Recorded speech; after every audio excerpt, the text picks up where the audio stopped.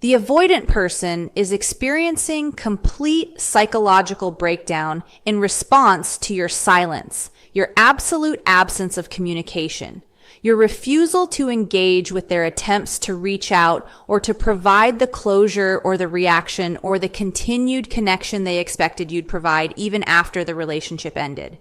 And this crashing out, this dismantling of their psychological stability, this unraveling of their carefully maintained composure is happening specifically because your silence eliminates every defensive strategy they have, removes every psychological escape route they typically use to manage discomfort, denies them the emotional reaction they were prepared to handle, and leaves them instead with a complete void they cannot fill, control, manipulate, or rationalize away. The avoidant person's entire defensive system is designed to manage known threats. They can handle anger by dismissing it as overreaction. They can handle pursuit by using it to validate their desirability while maintaining distance. They can handle emotional expressions by framing them as evidence the other person is too needy or too unstable. They can handle confrontation by defending themselves or by shifting blame or by withdrawing further until the confrontation subsides. But your silence provides none of these manageable responses. Your silence is an absence of data, a void where they expected a reaction, a complete withdrawal that mirrors their own withdrawal but proves far more devastating when experienced from the receiving end. A mystery they cannot solve because you're providing no information to analyze or interpret or defend against. This silence is crashing them out because it forces them to sit with themselves without the distraction of managing your reactions, without the comfort of knowing you're still emotionally engaged, even if hurt or angry, without the control that comes from being able to predict and respond to your behavior. Your silence means they don't know what you're thinking. They don't know if you hate them or are indifferent. They don't know if you're suffering or thriving. They don't know if you think about them or have moved on completely. They don't know if reconciliation is possible or if the door is permanently closed. They don't know if their patterns destroyed something that could have been repaired or destroyed something irreplaceable that's gone forever. This not knowing, this complete absence of information, this void where they expected some form of continued engagement creates a psychological crisis that their defensive system cannot manage because all their defenses are designed to handle known threats. And your silence is unknown, is absence, is nothing to defend against, and everything to fear simultaneously. These are the specific ways your silence is dismantling their psychological stability. The avoidant person's psychological stability is being actively dismantled by your silence through specific mechanisms that target the foundations of their defensive system and their sense of control. Understanding these specific mechanisms reveals why silence is more destructive to their stability than any other response could have been. Your silence is dismantling their stability by eliminating all information about your emotional state, creating anxiety-producing uncertainty their mind cannot resolve through its usual analytical strategies. The avoidant manages anxiety through analysis and understanding. If they understand what someone is thinking or feeling, they can strategize responses, can predict behavior, can maintain a sense of control. But your silence eliminates information. They don't know if you're heartbroken or relieved. They don't know if you miss them or have forgotten them. They don't know if you're angry or indifferent. This complete absence of information creates anxiety. Their mind tries desperately to resolve it by generating theories, imagining scenarios, analyzing what your silence might mean. But without data, every theory is equally plausible and equally unverifiable. Their mind is caught in a loop of generating theories they cannot confirm or eliminate, creating ongoing anxiety that intensifies rather than resolves, because the silence continues to provide no information that would allow resolution. Your silence is dismantling their stability by denying them the opportunity to defend themselves or to control the narrative about what happened. The avoidant needs to maintain a particular narrative about the relationship and its ending, a narrative that protects their self-image, that justifies their patterns, that frames them as a reasonable person who made understandable choices. If you were communicating, if you were expressing hurt or anger or disappointment, they could defend against your version of events, could present their counter-narrative, could work to control how the ending is understood by you and potentially by others. But your silence eliminates this opportunity. You're not providing a narrative for them to argue against. You're not making accusations they can defend themselves from. You're simply gone without explanation, without engagement, without giving them the opportunity to shape the narrative. This leaves them with their own narrative, but without the ability to know whether you accept it or have an entirely different interpretation they cannot access or challenge. Your silence is dismantling their stability by forcing them to experience abandonment from the outside rather than controlling it from the inside, as their patterns are designed to ensure. The avoidance patterns are specifically designed to prevent experiencing abandonment passively. They leave first. They create distance before others can. They control the separation to avoid being the one who is left. This control over abandonment is crucial to their psychological stability because it means they're never powerless in the face of loss, never in the vulnerable position of being the one left behind. But your silence means they're experiencing exactly what their patterns are designed to prevent. They didn't control this separation. They didn't choose this distance. They're the one who has been left.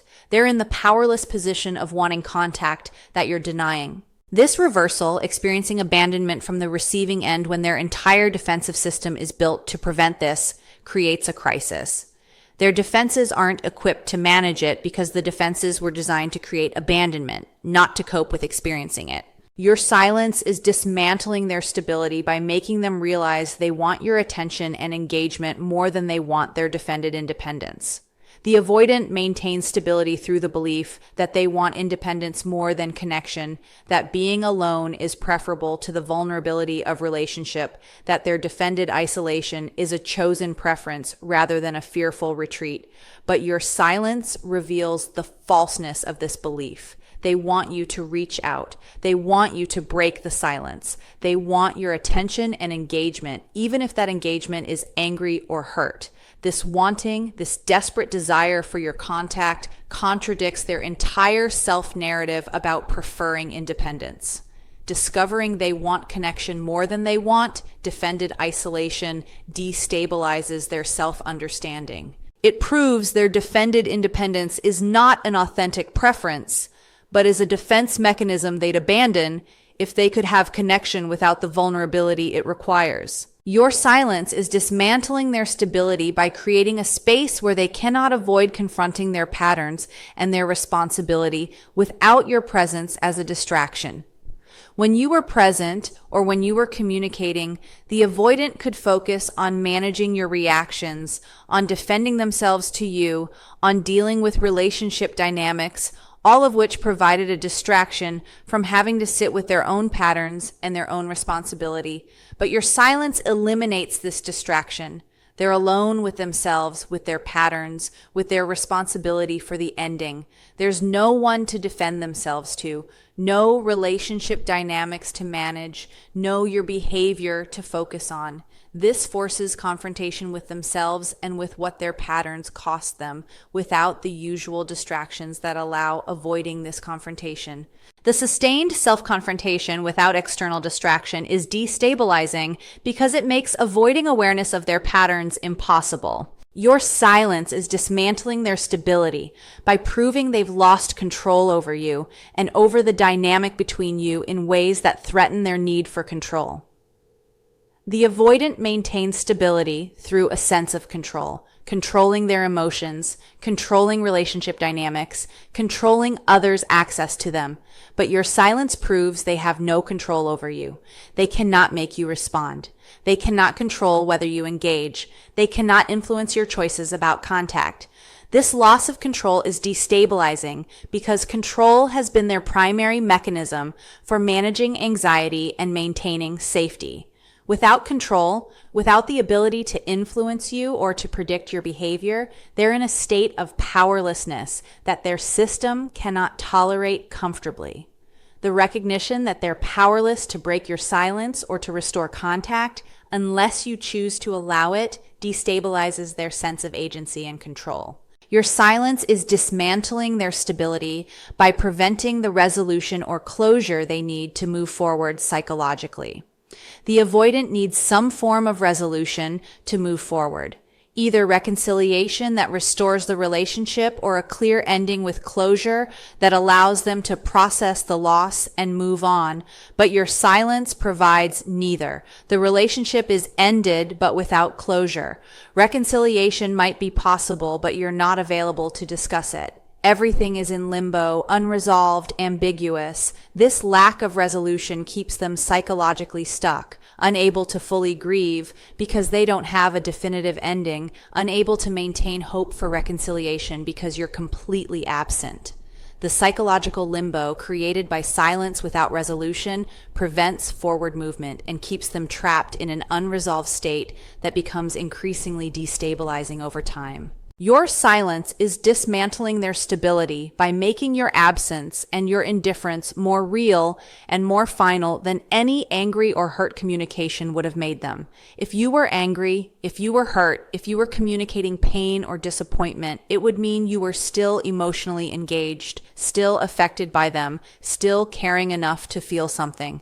This would be painful, but it would also be validating. They'd matter enough to hurt you, would be significant enough to generate strong emotions. But your silence suggests possible indifference, possible complete moving on, a possible state where you're not thinking about them at all.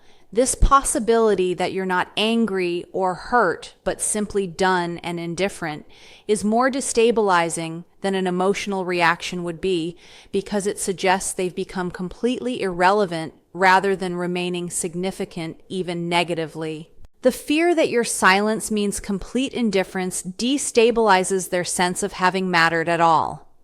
This is why silence affects them more catastrophically than any words could have. The avoidant person's catastrophic response to your silence is specifically more severe than their response to any words you could have spoken. Understanding why silence is more devastating than verbal communication reveals the psychological mechanisms that make absence more powerful than presence. In this context, silence affects them more catastrophically than words because it provides no specific content to defend against, leaving them without a target for their defensive strategies. If you send an angry message, the avoidant could defend against the specific accusations, could rationalize the specific complaints, could argue against the specific interpretations. Their defensive system is highly effective at managing specific criticisms. They can minimize, they can reframe, they can shift blame for particular accusations. But silence provides no accusations to defend against, no specific complaints to minimize, no interpretations to argue with. There's nothing concrete to deploy their defenses against. This leaves their defensive system activated but with no target, creating psychological tension where they're ready to defend but have nothing to defend against, leaving them exposed to their own thoughts and feelings without the distraction of defending themselves to you. Silence affects them more catastrophically than words because words would confirm you're still emotionally invested, while silence suggests possible complete emotional detachment. The avoidant can handle you being angry, hurt, disappointed because these emotions prove they still matter to you, prove you're still invested enough to have strong feelings. Even negative emotions are validating because they confirm significance. But silence provides no confirmation of emotional investment. Your silence could mean you're so hurt you can't speak, or it could mean you've moved on completely and aren't thinking about them. This ambiguity about whether you care at all is more destabilizing than certainty that you care enough to be angry. The possibility that your silence represents complete emotional detachment rather than suppressed emotional reaction threatens their sense of having been significant and creates fear that they're already irrelevant rather than being a person you're angry at but still thinking about. Silence affects them more catastrophically than words because it forces them to project meaning onto absence rather than reacting to present content. When you communicate with words, the avoidant reacts to what you say. They might disagree or defend themselves, but they're reacting to actual content you provided. But with silence, there's no content to react to. Their mind must fill the void by projecting meaning onto your silence, by imagining what you might be thinking or feeling. This projection is more destabilizing than reacting to words because it reveals their own fears and insecurities. What they imagine about your silence reflects their own psychological state more than the reality of your state. They're forced to confront their own fears about what you might think, their own insecurities about how you might see them, their own worst imaginings about the permanence of the loss, all without any external reality to confirm or deny these projections. Silence affects them more catastrophically than words because it denies them the supply they're accustomed to receiving from your attention and engagement. The avoidant, despite their claims of wanting distance, actually received consistent supply from your attention and engagement throughout the relationship. Your pursuit validated their desirability. Your trying validated their importance. Your emotional investment validated their significance. Even negative attention, is supply, is confirmation of mattering. But silence denies all supply. You're not pursuing, not trying, not investing emotionally in ways they can observe. This complete withdrawal of supply creates a void the avoidance ego struggles with intensely.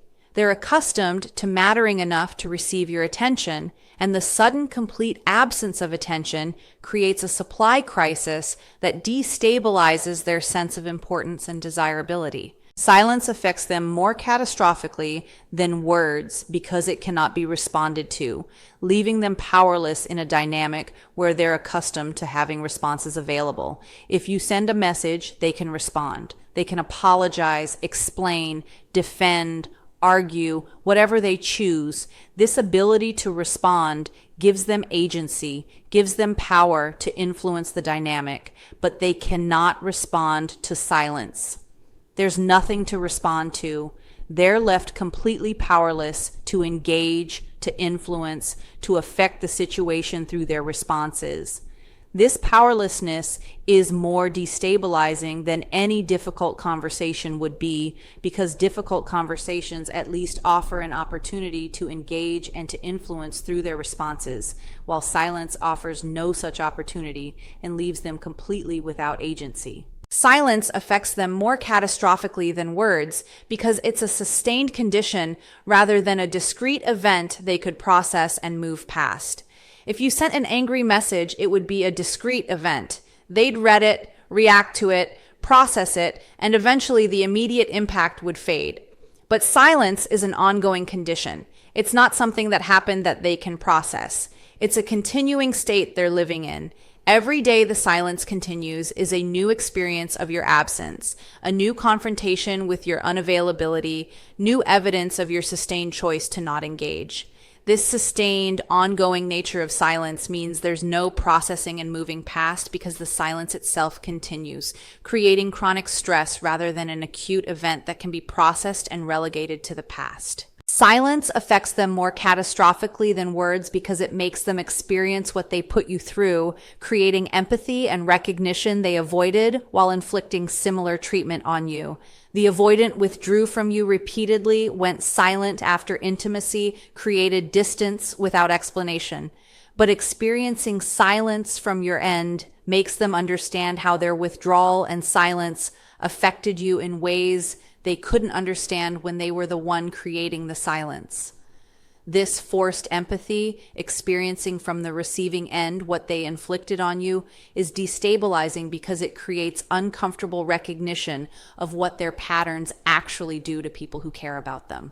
They cannot avoid recognizing that what they're feeling now, the anxiety of silence, the pain of absence, the powerlessness of not being able to make someone engage, is what you felt when they employed these same tactics. And this recognition makes their patterns impact undeniable. Silence affects them more catastrophically than words because it communicates finality and decisiveness that words always leave room to debate or negotiate. Words can be argued with, negotiated with, responded to in ways that might change your mind or open dialogue. There's always possibility that words are an opening to conversation rather than a final statement. But silence communicates something more absolute. Your silence says this is done in ways that don't invite debate or negotiation. You're not engaging because the time for engagement is over. This finality, communicated through absence rather than through stated words, is more absolute because it's not a declarative statement that could be revisited, but is an enacted reality that you're maintaining through your continued silence. The enacted finality of silence is more destabilizing than spoken finality because it's not words that could be taken back, but is a sustained choice you're demonstrating daily. This is how your silence is forcing confrontations they cannot escape through their usual defenses. The avoidant person's usual defensive strategies are rendered ineffective by your silence, forcing them to confront realities they would normally avoid through their established defensive mechanisms. Understanding how silence forces unavoidable confrontations reveals why they're crashing out rather than managing the situation with their typical defensive composure. Your silence forces confrontation with how much they actually need you by removing the person they didn't realize they were depending on emotionally. The avoidant maintained belief throughout the relationship that they didn't need you, that they were self-sufficient, that your presence was nice but not necessary. This belief was sustainable while you were present because they never had to test it. You were there providing emotional support, stability, meaning, connection that they received but didn't acknowledge needing. Your silence forces confrontation with the truth. They were depending on you profoundly. Without you, they're struggling emotionally, feeling unstable, lacking purpose and meaning they didn't realize you were providing. This confrontation with their dependence on you contradicts their entire self-narrative about not needing anyone and destabilizes their defended independence by proving it was an illusion maintained by your presence, not a reality that can sustain in your absence. Your silence forces confrontation with their patterns and their responsibility by removing the option to focus on your behavior or your reactions instead of their own. When you are present or communicating, the avoidant could focus on your behavior, your reactions, your needs, your responses as a distraction from examining their own patterns. They could frame problems as relationship issues requiring both people to change rather than as their patterns requiring their work. But your silence eliminates your behavior as a focus. You're not doing anything. You're not reacting. You're not making demands. There's nothing about your behavior to focus on or to problematize. This forces them to confront that their patterns are the issue, that their behavior drove you away, that they bear responsibility for the ending without the ability to distribute blame by pointing to your behavior or your contributions to problems. Your silence forces confrontation with the permanence and reality of loss by denying them the contact that would make you feel somewhat still present in their life. The avoidant can avoid fully confronting loss through maintaining some connection, occasional texts, being friends, staying in minimal contact. This minimal contact prevents full confrontation with loss by keeping the person somewhat present. But your complete silence forces confrontation with total loss. You're completely gone. You're not somewhat present. They cannot avoid confronting the fullness of your absence because there's no minimal contact to create the illusion of your partial presence. This forces them to feel the complete loss rather than managing it through maintaining the threat of connection. And complete loss is more devastating and more real than partial loss they could minimize. Your silence forces confrontation with their vulnerability and their lack of control by placing them in a powerless position without defensive strategies available to restore power. The avoidant typically manages vulnerability through control, controlling distance, controlling information, controlling their own reactions. But your silence places them in a completely vulnerable position without control. They cannot control whether you respond. They cannot control what you think. They cannot control the outcome. And they have no defensive strategy that restores control over you or over the situation. This forces confrontation with vulnerability and powerlessness, the exact states their defenses are designed to prevent, leaving them experiencing these states without any defensive tool that can eliminate or manage them. Your silence forces confrontation with what you meant to them by removing you completely and revealing the void your presence filled. The avoidant could minimize your importance while you were present by focusing on relationship difficulties, on discomforts your presence created, on what they were sacrificing to be with you. But your complete absence reveals what you were providing by the void your absence creates. They notice the hole in their daily life, the lack of a person to share with, the absence of meaning and purpose you provided, the missing emotional support and stability. Your silence forces confrontation with what you meant to them by making your importance obvious through the devastation your absence creates. They cannot minimize your importance when the evidence of your importance is present in every aspect of their life that feels empty without you. Your silence forces confrontation with the possibility that they've permanently lost someone irreplaceable by denying them information about whether reconciliation might be possible. If you were communicating anger or hurt, the avoidant could maintain hope that with time or apology or changed behavior, reconciliation might occur. But your silence provides no information about whether the door is open or closed permanently. This ambiguity forces confrontation with the possibility that the loss is permanent, that you're irreplaceable, that they've destroyed something they'll never recover. The confrontation with permanent loss is more destabilizing than certain loss, because certain loss can be grieved and processed, while ambiguous loss that might be permanent keeps them in a sustained state of uncertain grief that prevents psychological resolution.